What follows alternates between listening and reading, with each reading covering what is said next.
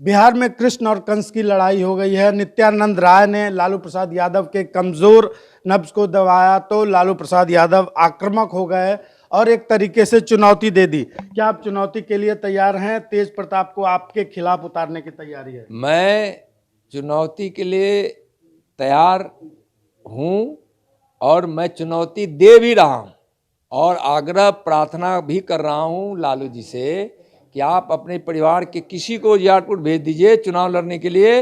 अगर मैं पराजित हुआ तो बिहार के चुनावी राजनीति से संन्यास ले लूंगा, भाजपा का बूथ अध्यक्ष बनकर जीवन भर काम करूंगा।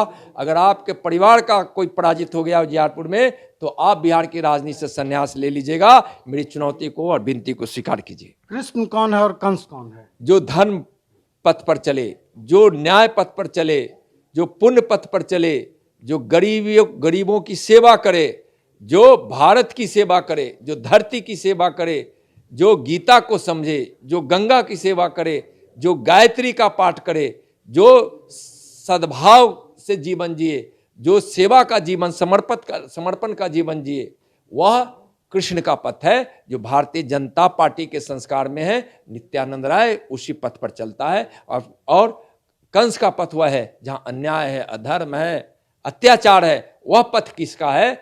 स्वयं लालू जी जानते हैं, बिहार की जनता जानती है। गुंडा राज स्थापित करना, गौ हत्या करवाना, गरीबों को लूटना, गरीबों का हक मारना, भूमि लेकर गरीबों के जमीन बेचवा कर नौकरी देना, अपराधियों को संरक्षण देना, यह कंस का पथ है। आप सोचिए कंस के पथ पर कौन चल रहा है। आप पर गंभीर आरोप भी लगाया है, कहा कि आप चाहते थे कि उनकी तरफ से आप चुनाव लड़ें। देखिए, वह मुझको 1 साल जेल में डाल दिया और जहां तक मुझको पता है वो प्रेशर देने के लिए सोचे कि हम जेल में डाल देंगे तो नित्यानंद राय बीजेपी छोड़ देगा। नित्यानंद राय स्पष्ट कहा था कि लालू जी के अत्याचार के सामने मैं झुक नहीं सकता, पार्टी नहीं छोड़ सकता, मैं जेल में जीवन काट लूंगा, मैं दुनिया छोड़ दूंगा, पार्टी नहीं छोड़ूंगा। लालू जी सत्ता के लिए सिद्धांत को छोड़े, जयप्रकाश को धोखा दिए, लोहिया को धोखा दिए।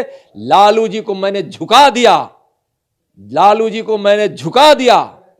मुझको तोड़ने की और मुझको तरपाने की उनकी नियत नाकाम हुई। मैं जेल में भी रहा तो लालू जी की चुनौती को स्वीकार करके उनको स्पष्ट कहते रहा कि आप मुझको जेल में जीवन भर रख लीजिए, आपकी एक भी चलने वाली नहीं। कहा गया कि मैं अपनी पत्नी को नहीं बनाता तो क्या उनकी पत्नी को बना? लालू जी इतने सीनियर लोग हैं, इस तरह से किसी बात को हल्के में कहना, मेरी बात का जवाब नहीं देना चाहते थे। मैंने उनसे कल सवाल किया था कि आप राबड़ी जी को बनाए, उसके बदले किसी दूसरे यादव को बना देते, अपने पार्टी के किसी दूसरे नेता को बना देते। आप आज बिहार में जो नौकरी का दर है वह यादवों का 1.4% है। अशिक्षित यादवों की तादाद बहुत बड़ी है। इस सवाल का जवाब देना चाहिए, तो उसको जवाब नहीं दे के उन्होंने डाइवर्ट कर दिया कि अपनी पत्नी को नहीं बनाते तो नित्यानंद की पत्नी को बनाते हैं। नित्यानंद की पत्नी कहाँ राजनीति में है और नहीं नित्यानंद उनको राजनीति में एक मुखिया का पद भी दिलाने वाला है। आपको किसी पर विश्वास नहीं तो आप पत्नी को दे दिए, अभी तेजस्वी जी को दे दीजिए।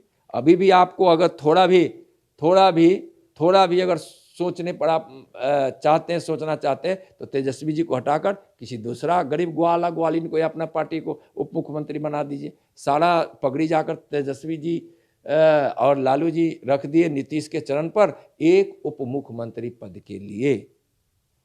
यादव वोट बैंक में कितना % डेंट होगा आप लोगों के इस प्रयास से? माननीय प्रधानमंत्री जी की विकास की धारा जो बह रही है उससे प्रभावित होकर यादवों का बड़ी तेजी से झुकाव भारतीय जनता पार्टी की ओर बढ़ी है और नरेंद्र मोदी जी में विश्वास काफी बढ़ने लगा है। ये थे केंद्रीय गृह राज्य मंत्री नित्यानंद राय, जिनका कहना है कि बड़ी संख्या में यदुवंशी बीजेपी की ओर मुखातिब हो रहे हैं और आने वाले दिनों में ये सिलसिला बढ़ेगा। रंजीत, ईटीवी भारत, पटना।